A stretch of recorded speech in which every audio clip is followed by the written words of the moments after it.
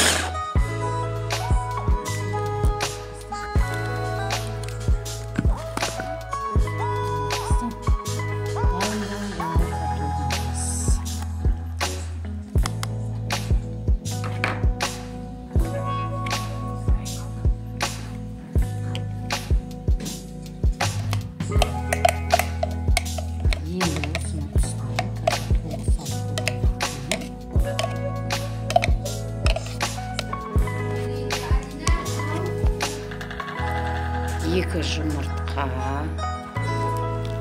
саламыз.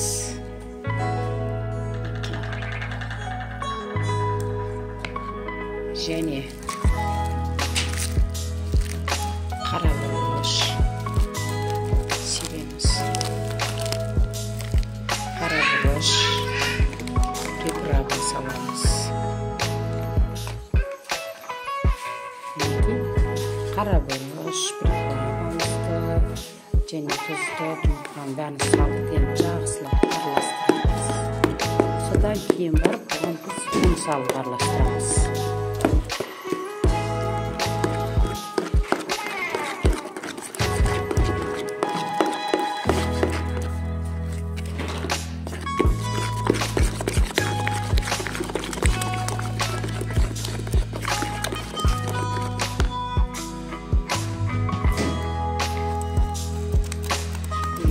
Өткізе отырып, он саламыз.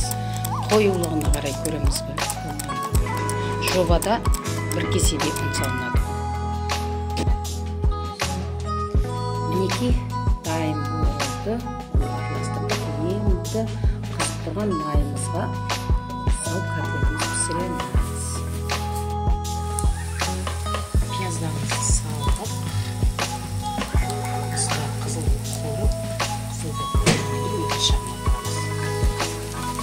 котлетімізді екінші жағын аудардық.